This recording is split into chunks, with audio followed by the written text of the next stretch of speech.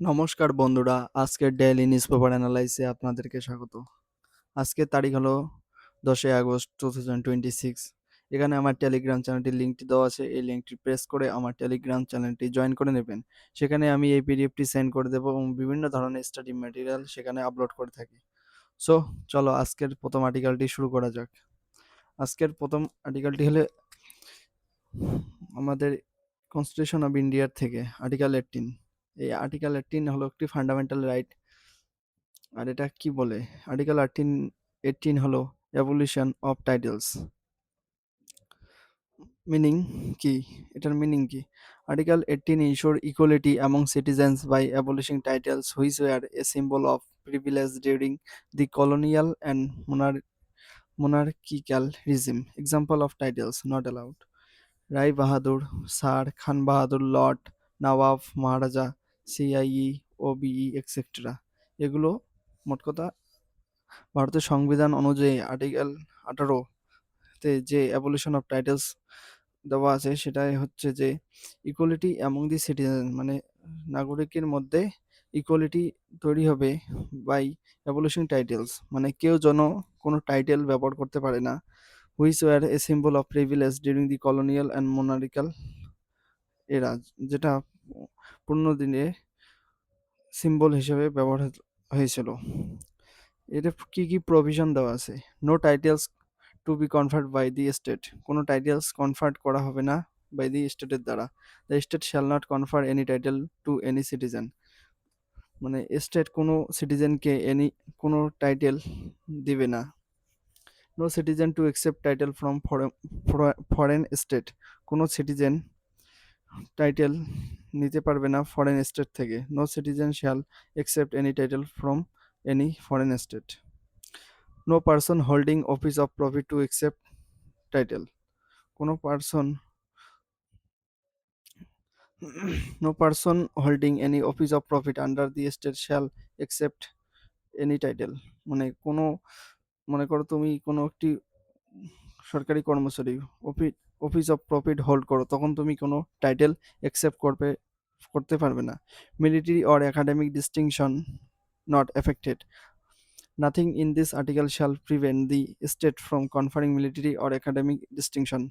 Military এবং academic article এই টাইটেলে শুধু গ্রহণযোগ্য হবে, যেমন পিএইচডি করার পর ডক্টর ডিগ্রি, তারপরে পরমবীর চক্র, তারপরে ভারত রত্ন, এগুলো একাডেমিক অ্যাওয়ার্ডস যেগুলো থাকে, যে মেজর জেনারেল, এগুলো।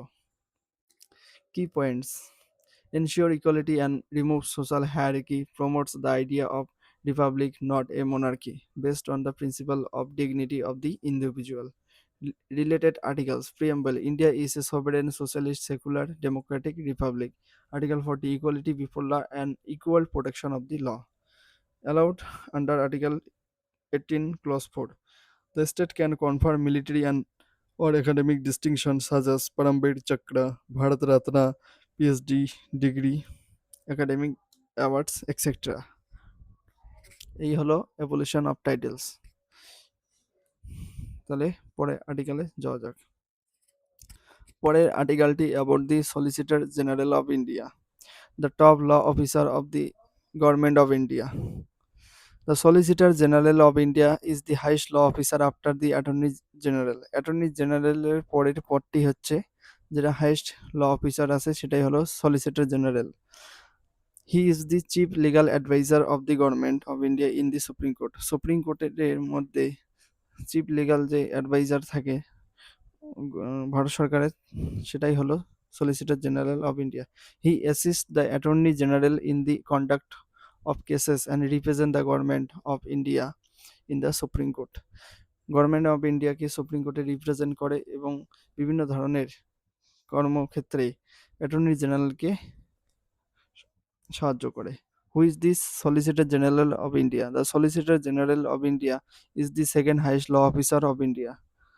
হি is the chief legal adviser to the supreme court in the Supreme Court to the government of India. He assists the Attorney General in legal matters and represents the government of India in the Supreme Court. Role and function.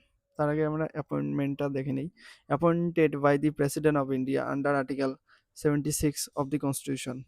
এই solicitor general of India প্রেসিডেন্টের দ্বারা নিয়োগ হয় এবং এটি নিয়োগ করা হয় আর্টিকেল 76 অফ দি কনস্টিটিউশনের আওতায়। Holds office during the pleasure of the president, usually appointed on the recommendation of the central government. Eligibility কি কি হওয়া দরকার? Must be an advocate of a high court for at least 10 years. মানে solicitor general হতে গেলে অবশ্যই advocate হতে হবে, 10 ইয়ার্সের এক্সপিরিয়েন্স যত থাকে হাইকোর্টে। Should B a person of ability should be a person of ability, integrity, and standing in the legal profession. The Constitution does not specify any age limit or nationality, but in practice, he always a citizen of India. Tenure hote hobe, holds office during the pleasure of the president, no fixed term. মানে কোনো সঠিক সময় নেই, can be remove at any time by the president, যেটাকে pleasure of the president বলা হয়। Salary and allowances. Receive salary and allowances are as determined by the government of India. Salary is fixed under the rules and is similar to that of a judge of the Supreme Court. Role and function of the Solicitor General of India. Acts as a chief legal advisor to the government of India in the Supreme Court. Assists the Attorney General in the discharge of his duties, appears for the Government of India in important constitutional and legal matters in the Supreme Court. Fourth, gives legal opinions and advice on matters referred by the government. Represent the government in cases where the government is a party. Performs such as other duties of a legal nature as may be assigned by the government. মানে এগুলো হলো solicitor জেনারেলের role এবং function. মানে chief legal adviser হিসেবে government of ইন্ডিয়াকে supreme কোর্টে represent করে, অ্যাটর্নি জেনারেলকে অ্যাসিস্ট করে to discharge of his duties. তারপরে গভর্নমেন্ট অফ ইন্ডিয়ার ইম্পর্টেন্ট কনস্টিটিউশনাল লিগাল ম্যাটার্সগুলো সুপ্রিম কোর্টে যদি দেখে, gives legal opinions and advice on matters referred by the government. Legal opinions and advice দেয় government on matters referred by the government, যেগুলো government refer করে সেগুলোতে। Represent the government in cases where the government is a party, represent করে সেই সমস্ত কেসে যেখানে government party হিসেবে থাকে। Perform such other duties of a legal nature as may be assigned by the government. Difference between Attorney General and Solicitor General. Basis. Position: highest law officer of India, second highest law officer. Appointment by the President of India, or Solicitor General also appointed by the President of India. Constitution provision: Article 76, Solicitor General 76. Role: gives legal advice on all legal matters, appears in any court including SC and High Court. মানে attorney general যে কোনো কোর্টে appear হতে পারে, supreme কোর্টে অথবা যে কোনো স্টেটের হাইকোর্টেও। gives legal advice mainly in the Supreme Court, assist Attorney General. Removal by the President, এটাও also by the President. Some important facts of the Solicitor General of India. The office of Solicitor General came into existence by the Advocates Second Amendment Act 1960. The first Solicitor General of India was M.C. Setalvarth, 1960. He can be a member of either House of Parliament. He cannot plead against the government of India. এই হলো solicitor of ইন্ডিয়ার discussion. এগুলো আপনারা ভালো করে এই পয়েন্টগুলো ভালো করে দেখে নেবেন, কারণ পরীক্ষায় এখান থেকে এমসিকিউ বেস্ট প্রশ্ন হবে, কারণ এর বাইরে থেকে কোনো তথ্য নেই।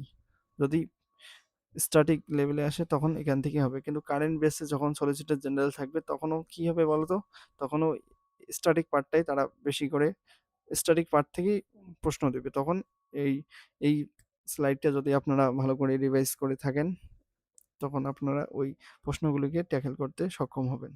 সো চলো পরে আর্টিকেলে যাওয়া যাক। পরে article the land islands. Small island, big dispute. British overseas territory located in the South Atlantic Ocean. Population খুবই কম. Capital Stanley. Where are they? The Falkland Islands are an archipelago in South Atlantic Ocean about 480 কিমি east of Argentina's coast. আর্জেন্টিনার coast coast থেকে পূর্ব দিকে 480 কিমি দূরে এই Falkland island অবস্থিত। এখানে ফকল্যান্ড আইল্যান্ডটির হিস্ট্রিটা দেওয়া আছে। আর্জেন্টিনাস ক্লেম, আর্জেন্টিনা এই ফকল্যান্ড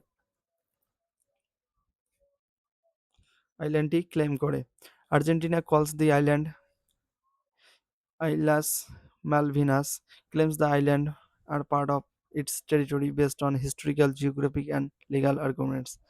আর্জেন্টিনা ক্লেমস করে এই আইল্যান্ডটি যেটা তার territory based historical geographic and legal argument দিয়ে argues that the islanders are British settlers and not the original inhabitants. হিস্ট্রিটা আমরা একটু দেখে নেই এক নজরে। 1592 discovered by John Davis, English explorer. 1764 France established a settlement, Spain also claimed. 1765 Britain established settlement at Port Egmont. 1811 Argentina claims historic succession from Spain. 1833 Britain reasserted control, Argentina protested. Since then the island have been under British control. বর্তমানেও এই আইল্যান্ডটি British কন্ট্রোলের আওতায় আছে। এই হলো Falkland আইল্যান্ডের history. Why are they important? Strategic location in the South Atlantic, important for fishing, especially squid. Potential oil and gas reserve, symbol of national pride for both UK and Argentina. The 1982 Falkland War. একটু দেখে নেই। On 2 April 1982, Argentina invaded and occupied the Falklands. The UK responded and sent a naval task force from thousands of miles away. After 74 days of conflict, Argentina surrendered on 14 June 1982. 649 Argentine and 255 British servicemen died on this war. United Kingdom's position.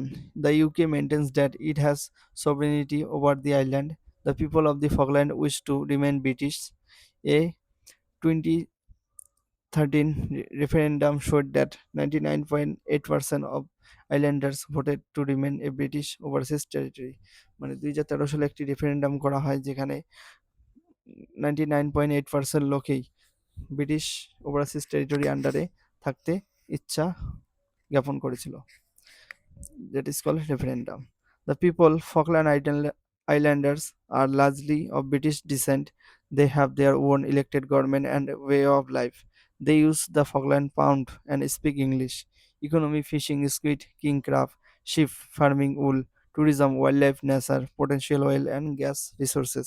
Current status কি আছে এই Falkland Islands? The Falkland Islands remain a British overseas territory.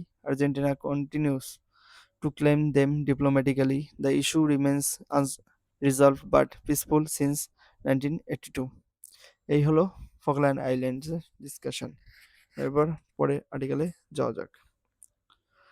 তাহলে বোঝা গেল Falkland islands কোথায় আছে। এখানে ম্যাপটি দেওয়া নাই, আমি টেলিগ্রামে শেয়ার করে দেবো ফকল্যান্ড আইল্যান্ডসের ম্যাপটি, যেটা আপনারা ম্যাপে দেখে মনে করতে পারবেন যে আর্জেন্টিনার ইস্ট কোস্টে এইখানে দেওয়া আছে। এই যে এই দেখুন এখানে দেওয়া আছে আর্জেন্টিনা থেকে 480 কিলোমিটার দূরে ইস্ট পূর্ব দিকে এই ফকল্যান্ড আইল্যান্ডস অবস্থিত। চলো পরে আর্টিকেলে যাওয়া যাক। পরের আর্টিকেলটি হলো FCRA, foreign contribution regulation act 2010। FCRA is a law enacted by the Government of India to regulate the acceptance and utilization of foreign contribution or hospitality by individual association and NGOs. It, it aims to ensure that such contributions do not adversely affect the sovereignty, integrity, security, economic interest, or public interest in India. Who can receive foreign contribution? মানে FCR এর আন্ডারে কে কে foreign contribution পেতে পারে?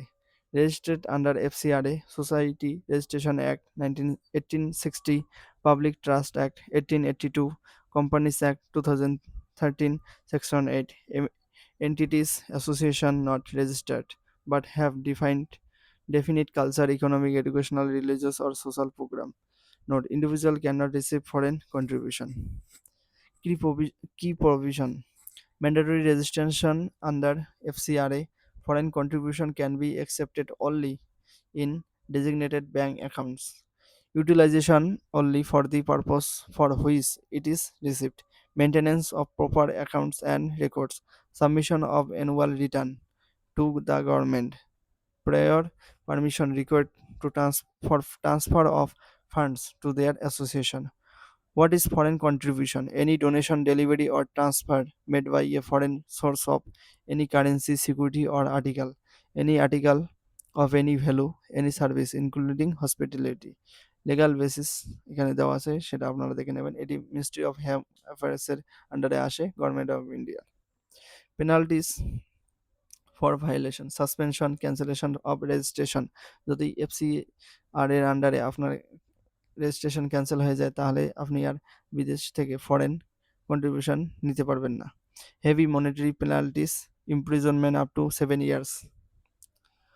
seizure of foreign contribution: foreign source includes foreign government, foreign companies, international organization, foreign trust, foundation, foreign citizen, NRIs, any other source outside India. Important points: all receipt and payments must be through banking channel. FCRA registration is not a right but a privilege. Government can cancel registration if activities are against the national interest. যদি কেউ কোনো organisation বা any individual বা association বা NGO যদি foreign থেকে FCR এর আন্ডারে ফরেন কন্ট্রিবিউশন নিয়ে ন্যাশনাল ইন্টারেস্টকে হানি পৌঁছাতে চেষ্টা করে, তখন সেটা গভর্নমেন্ট ক্যান্সেল করে দেবে রেজিস্ট্রেশন এবং ওই সংস্থাকে কঠোর শাস্তি দেওয়ার প্রভিশন করবে।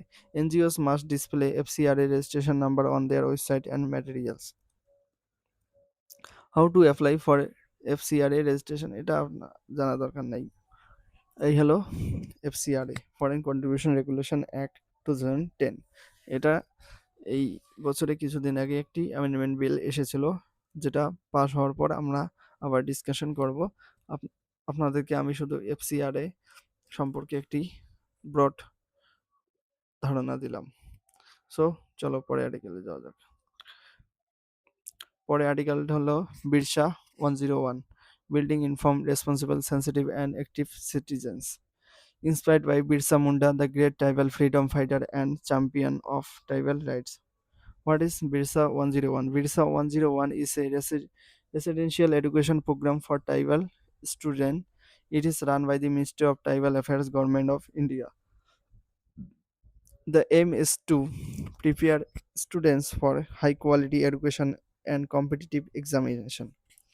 Objective of this initiative: to provide quality coaching to tribal students for competitive exams, to develop informed, responsible, sensitive, and active citizens, to bridge the gap in access to quality education, to promote leadership, confidence, and all-round development. Key features: residential coaching in top institutions, IIT, IIMs, NITs, central universities, etc. Coaching for NEET, JEE, CLAT, CUT, NDA, civil services, and other competitive exam. Experience, faculty, and mentors. Holistic development, academics, personality, sports, culture, and life skill. Eligibility কি হওয়ার দরকার এই initiative আন্ডারে আসার জন্য? Tribal student, ST category হতে হবে, অবশ্যই ট্রাইবাল হতে হবে, generally studying in class 9 to 12। Selection is based on merit and interest test, various by institute.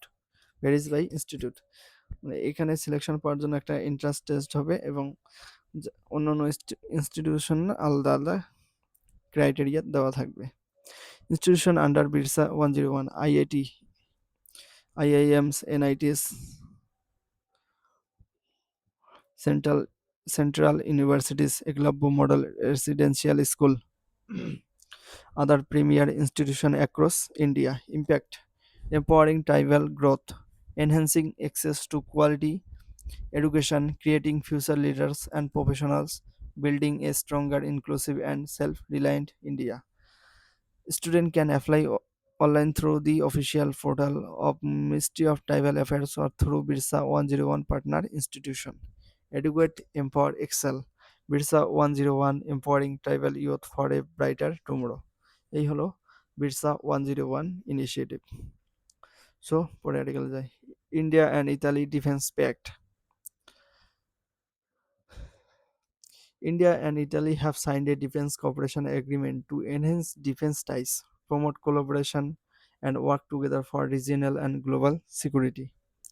Significance of this pact: strengthen strategic partnership, enhances cooperation in defense technology and innovation, promotes interoperability between the armed forces, support a free, open, and rule-based Indo-Pacific, contributes to global peace, stability, and counterterrorism efforts.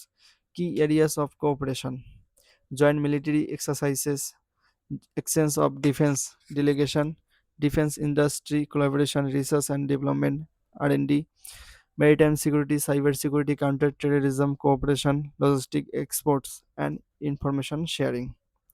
Why it is important? India and ইতালির যে defence প্যাক্টটি হয়েছে সেটা কিসের জন্য বেশি important? Italy is a K defence partner in Europe and the Mediterranean. The pact diversifies India's defense partnership beyond traditional allies. It will boost Make in India and defense export, benefits both countries through technology transfer and co-production. Joint military exercises. Both countries regularly participate in joint exercises with build trust and interoperability. এখান থেকে প্রশ্ন আসার সম্ভাবনা থাকে।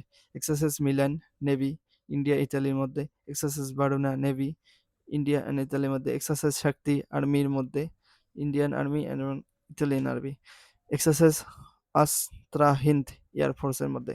এই এক্সারসাইজগুলো আপনারা ভালো করে দেখে নেবেন, কারণ এগুলো পরীক্ষায় আসার সম্ভাবনা বেশি থাকে। যে এক্সারসাইজ মিলান কোন দুটি দেশের মধ্যে হয়? Bharat Pakistan, Bharat Bangladesh, Bharat Italy, Bharat Japan, Bharat USA. তখন আপনারা কিন্তু সঠিক অ্যান্সারটি চিহ্নিত করতে হবে। Benefits for both nation: access to advanced defense technology, stronger defense industrial base, job creation and economic growth, enhanced maritime domain awareness, closer cooperation in the international forums like UN, G20, NATO dialogues, etc. Defense trade and industry collaboration, co-development and co-production of defense equipment, partnership between companies of both countries, focus on innovation in aerospace, shipbuilding, missiles, robotics, and AI application. Leaders vision, এটা আপনারা দেখে নেন। At a glance এটাও দেখে নেবেন কি কি আছে। সো এই হলো আজকে আমাদের discussion. Subscribe the channel and join Telegram. এখানে আমার টেলিগ্রাম চ্যানেলটি কিউআর কোডটি দেওয়া আছে। এই কিউআর কোডটি স্ক্যান করে আমার টেলিগ্রাম চ্যানেলটি জয়েন করে নেবেন এই পিডিএফটি পাওয়ার জন্য, এবং আমি সেখানে বিভিন্ন ধরনের স্টাডি মেটেরিয়াল সেন্ড করে থাকি। আর এখানে যে আমরা 6টা আর্টিকেল ডিসকাশন করলো, এই 6টা আর্টিকেল ডিসকাশন যে আমরা করলাম, এগুলো আমার টেলিগ্রাম চ্যানেল থেকে ডাউনলোড করে নেবেন এবং এটি পরবর্তীতে রিভাইজ করবেন। এখান থেকে যদি প্রশ্ন আসে খুবই সম্ভাবনা থাকে। Thank you so much. জয় হিন্দ, জয় ভারত।